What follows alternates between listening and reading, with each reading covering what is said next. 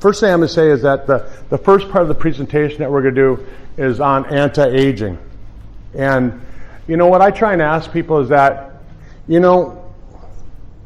you ever thought that when you're looking at aging, when you're looking at the whole thing about aging, why is it that you get to be, when you have a baby, right? He's 3 months old. He's 3.5 months old, right? And then all of a sudden, they're 5 years old. They're, and they made it to 21, right? And then all of a sudden they're 30, and oh man, made it to 50, right? But when you get to be, 70, 80, all of a sudden you start to feel like, oh, I'm supposed to feel old, right? Did anybody ever notice that? That people tend to do that. My mom and dad, my dad just turned 80 in December. And the doctors up in the United States where I'm from, they just said, well, you're 80, you need to take this prescription. And my dad says, well, but I don't have anything wrong. And they told him, they said, but you're 80 years old. You need to take that. What do you think of that? Is that good? They should take tests. Absolutely not. They need to look at people from a viewpoint of what's wrong with them and individualize it, but they don't tend to do it. So aging, is it inevitable? Well, we are going to get older, and we are going to live longer than our parents did, and chances are we'll live longer than our grandparents. But the thing about it is that as we look at this, and hopefully I can get this across to you, is that there's some practical solutions that we can do that we maybe can slow down the whole idea of you don't have to feel old anymore, right? Like the new 40 is 60. Right? When you get to be 60, that's the new 40. That's what we want to do. We want to get people so that they look and feel and act like they're still young when they're old. So what I did next is I brought a video that I found, and I really thought this kind of gives people an idea. So we'll watch this.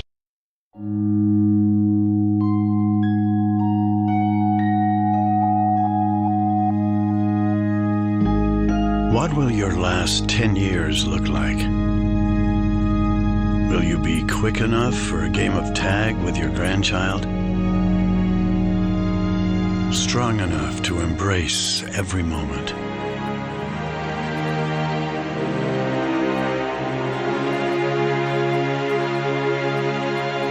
Will you grow old with vitality?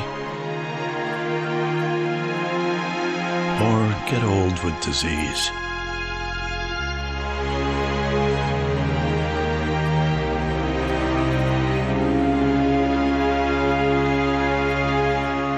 It's time to decide.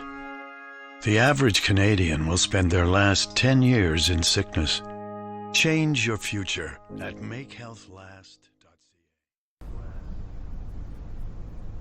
Right? Do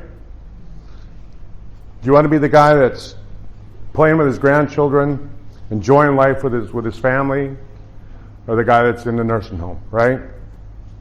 And all of you are fairly healthy. I'm sure that we all have something wrong with us, but now's the time that you want to address it. You don't want to wait until something's wrong and then have to go after it. Next slide, Katie.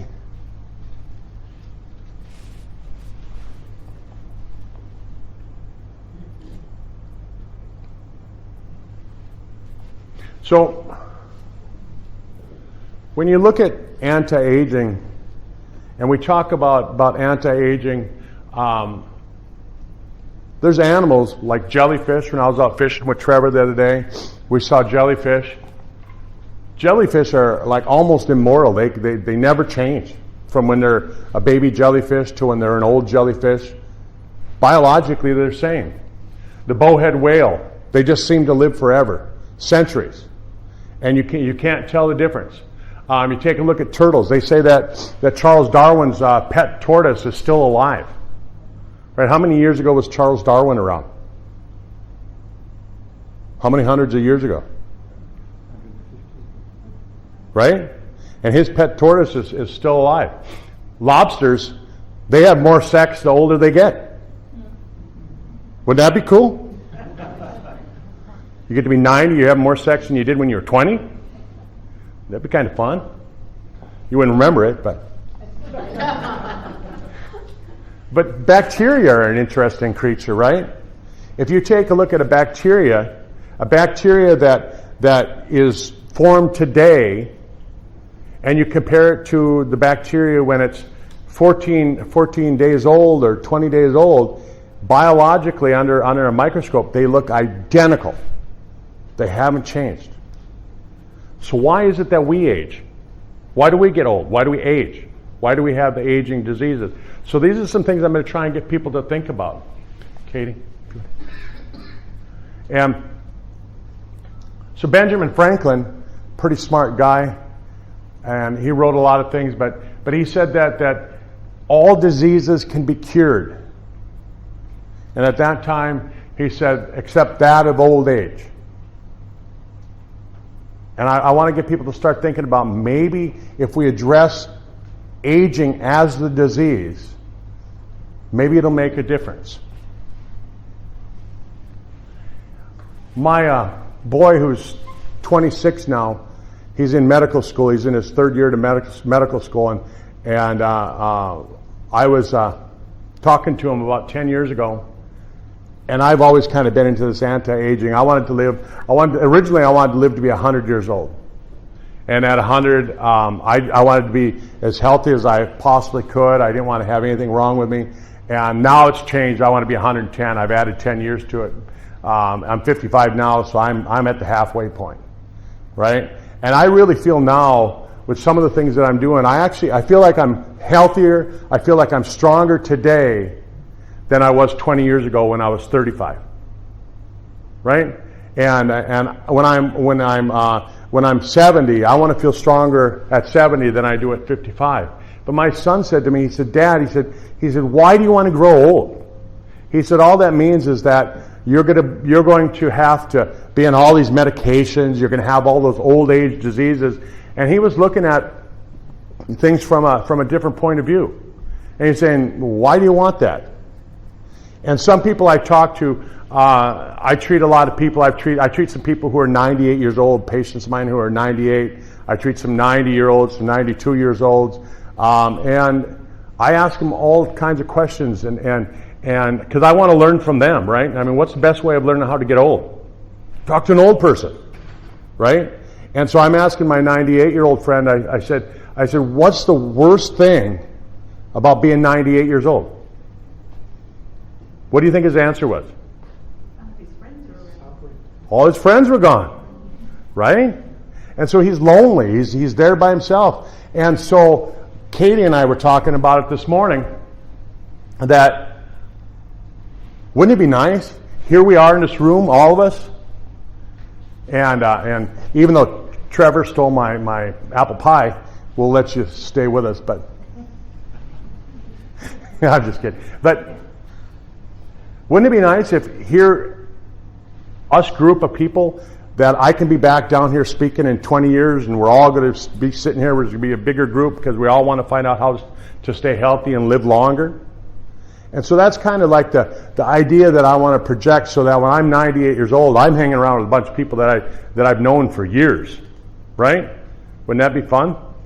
So, the next slide.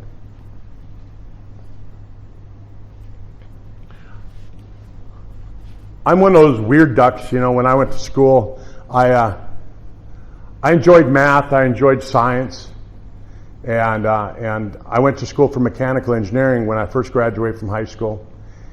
And I got into my last year of engineering, and I just realized, this isn't what I want to do. I want to work with people. And so I switched into chiropractic, and I graduated from chiropractic college in 1987 when I was 26 years old. So I was a doctor when I was 26. And opened up my own practice. I didn't know what I was doing. I had never taken a business class in my life, and I opened up my own practice, and I got kind of bored with it, and I started doing what was called functional medicine, right? Where instead of looking at wait until your heart started to fail, why don't we do some things before it starts to fail? Why don't we look at things from a little bit different aspect of it? And so that's kind of how I started to attack it. And then around the time of the new millennium in 2000. I really got into anti-aging. And it wasn't really popular back then. When I said anti-aging, people would look at me and they go, Oh yeah, you're one of those guys. And they kind of gave me a weird look, like, yeah, you want to live forever, and that's what I have on my business card. On the front of my business card, it says, "Have you ever thought about living forever?" Right? Has anybody here? Have you ever thought about living forever? Right? I'm sure most of you have. You just don't dare raise your hand, but right? I mean, you thought about it, right? But you didn't raise your hand. I thought about it from a soul perspective that we do. Yeah. But that's what people say, is they'll say, well, I thought about it from the soul, there's a spiritual side of it. Some people will say, oh, yeah, I don't want to do that. And I didn't ask if, how you thought about it. I just asked, did you think about it? And the answer is usually yes, people have thought about it. But have you ever thought, besides the spiritual side of things, the soul side of things, if you were to live forever, Shane, what would you need?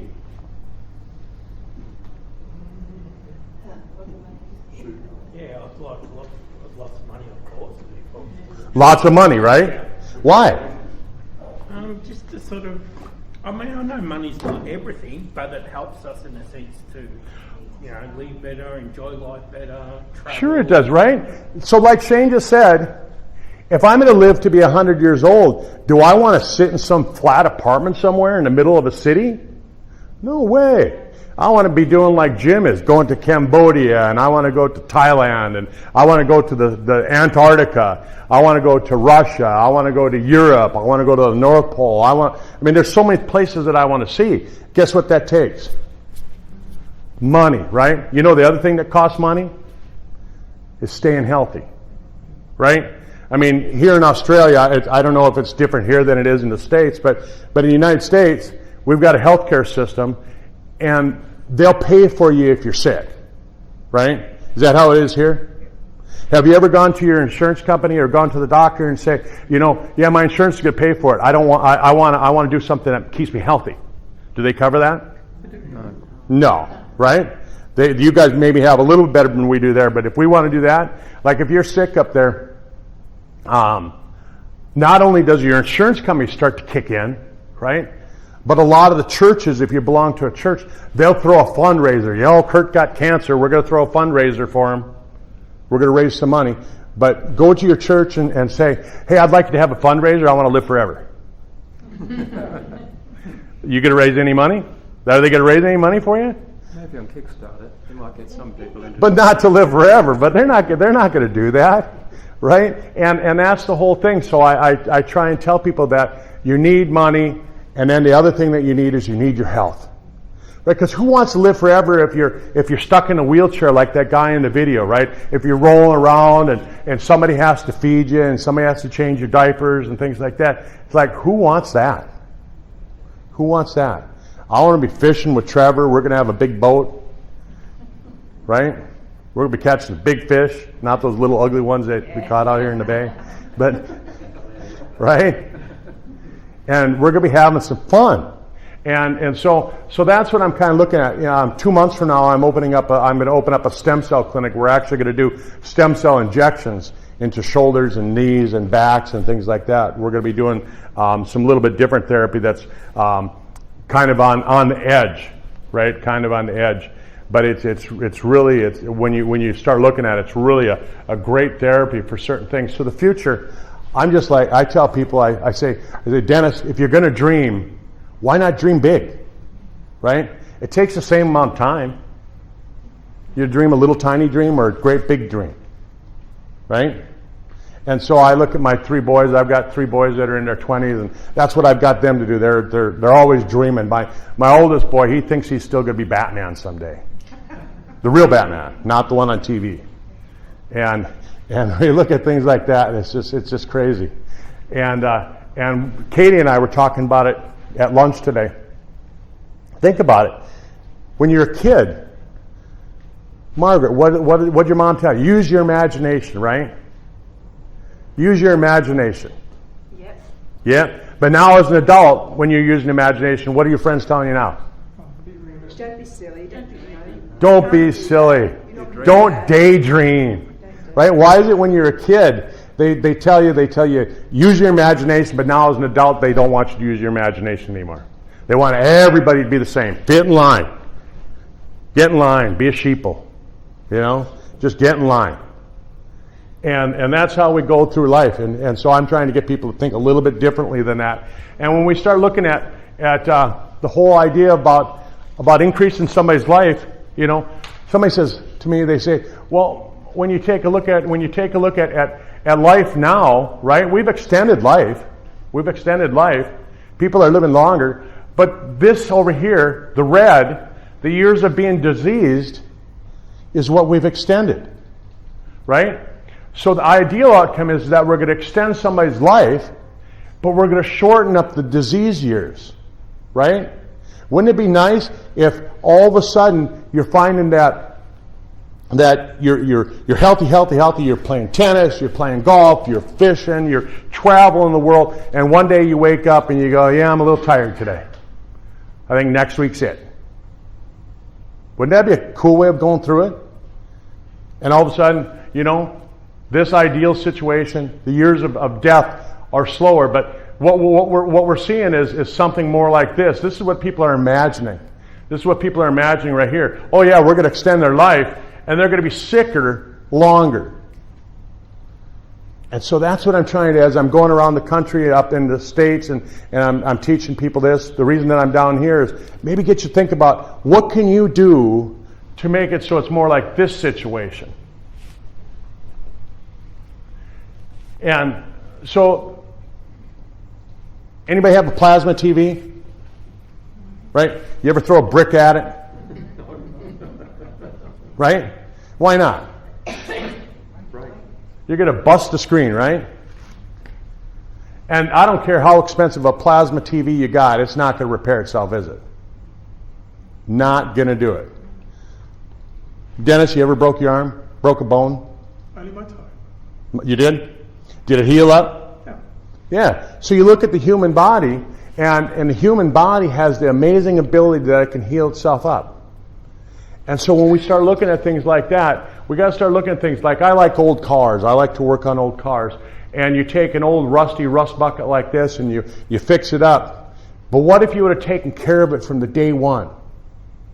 What if you had a way that you knew that if you waxed that car and you changed the oil like your dad told you to, that thing would last forever? I mean, how many people here, you all have cars, right? Okay. Did you ever just drive your car to see what would happen if you didn't change the oil? No. Why not? John, why not? I use royal oil. Right? I think that helps a lot more. Because you didn't want to look stupid to your dad, too, because your dad would have kicked your butt because he taught you that you changed the oil. He did. And another thing he taught us to do was put the oil on the wooden fence in Dandenong, and that fence lived from 1955 to 1995, and I pulled it down. The palers are still good. It's still good. There you go. Yeah, with old oil out of the Vanguard, an old Vanguard. So you can keep your car looking like this versus looking like this. I just fixed up a 1955 Studebaker, if anybody knows what a Studebaker is. Yeah. But I just fixed up a 1955 Studebaker. I'm going to put it on the road. It was last licensed in 1965. It sat in a barn for 20 years. My dad picked it up. It sat in another barn for 30 years. I pulled it out of the barn after sitting around for 50 years. And I've got the thing on the road, and it looks pretty darn good. Right? Wouldn't you say it looks pretty good? It's going to be a fun car to drive. I put a different motor in it, so it's going to be pretty hot. It's going to be fast to drive. You want to hit the next slide? And so Angela Epstein, who's a scientist, she said that they've studied disease so much, they understand when your body's going to start falling apart. Each organ, they can understand it. And so when we start looking at it, the brain and the nervous system, right? We can see that at the age of 20, the neurons start to decline. At the age of 20. Right? No wonder at the age of 50 you got Sometimers disease, right? Not Alzheimer's, just Sometimers. You're forgetting some things, right? But they're finding that teeth are so important to your brain. Right? That if you're not chewing your food, if you lose your teeth, chances are it's not going to be very long and you're going to have dementia. Right? The teeth are related to your dementia. Right? And so really important that you take care of that. When you take a look at the skeletal muscles and the bones start to fall apart. By the age of 40, you're losing 0.5 to 2% of your muscle mass every single year. What would you think if all of a sudden a product came along that could help you build that muscle mass back? 60 years old, you don't have to go to the gym, but you can build muscle. Who'd want something like that? Right? Do you know other people that want something like that? You're dang right.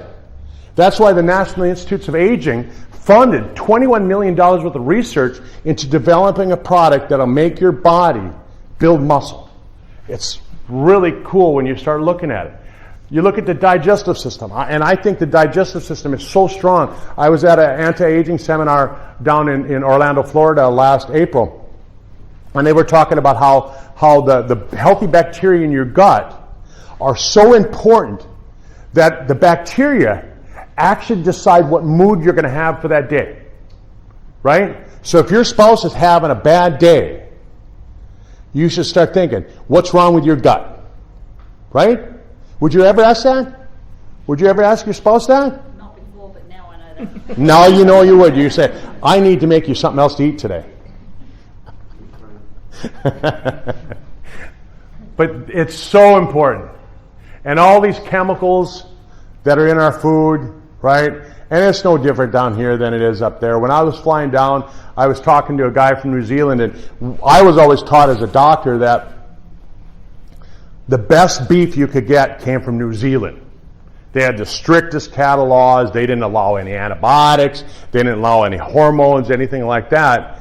And I'm talking to this guy. He said, oh yeah, that changed about 20 years ago. The beef from New Zealand is just as bad as the beef from Argentina, just as bad as the beef from the United States. It's all loaded with chemicals. It's all coming out of feedlots where they're walking around in manure pits that are 20 feet deep. Like, what's wrong with us? Why would we eat meat that's walking around and that kind of stuff, right? No wonder so many people are going vegan. They see that kind of stuff happening. And so that destroys the gut, it destroys the liver, and that's so important. We start looking at our lungs, right? At the age of 40, the cartilage and the muscles in your chest, it's gotten so hard that you can't take a deep breath in.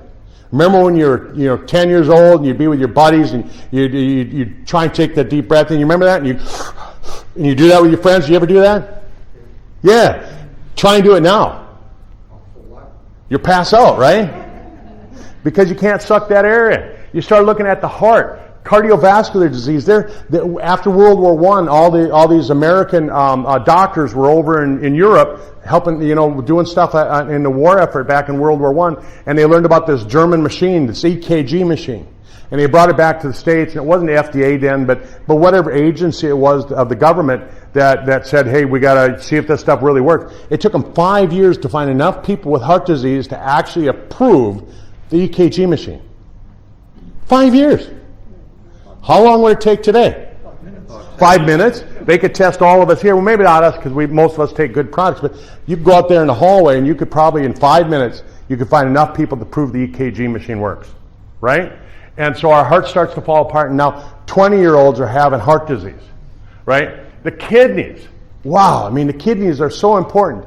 And it balances the pH in your body. We've all heard of people saying, oh, this alkaline water is so good for you, and you want to have the alkaline, you want to have the right acid, and you want to have this, you want to have that. Your kidneys maintain this acid-alkaline balance all the time. If it gets out of whack, right?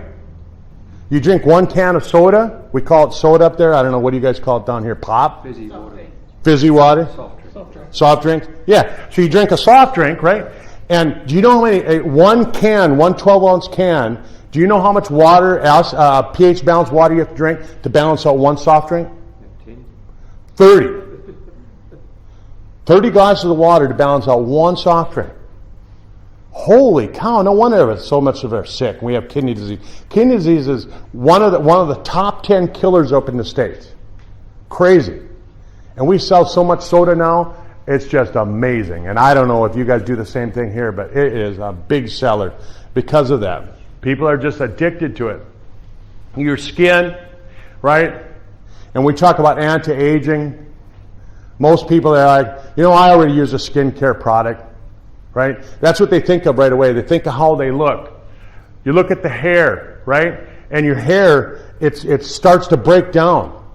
And most of these shampoos that we have with sodium lauryl sulfate in them, so all these chemicals, what it does is it changes the cycle. The hair has a growth and hibernation cycle, right? And when you have a shampoo and hair care products that don't have the right ingredients, they're made with toxins and things like that, it changes that, right? And it makes the hair so it starts going into a different growth cycle, and it's bad. And then you start to see people that their voice starts to change, right? So it's all predictable that we're seeing that things are happening. The vision starts to fall apart. Hearing starts to go, right? Taste and smell. And we're seeing that you can predict when this is going to happen. And so a linear thinking is basically this, is that we take a look at what's going on in the United States and we say, here's what they're doing. We come over here into Australia and we just say, well, here's what they're doing in the United States, right? We go over to China and we go, here's what they're doing in the United States, here's what they're doing in Australia, it must be working, right? That's linear thinking. And so if you keep doing what you're doing, you're going to keep getting what you got, right? And all of a sudden people are sick here just like they are up in the States. And, you know, I drive around, I see you guys have McDonald's just like we do.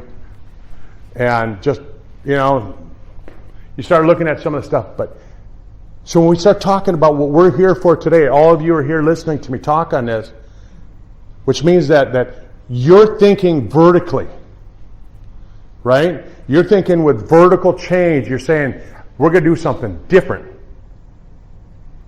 right? And if you do something a little bit different, some of your friends are going to look at you a little bit weird, right? And they may not agree with you, right? When I told people that I was going to get into anti-aging medicine and I start learning about this product and that product and all that, most of my friends, they just like, they don't want to have anything to do with it.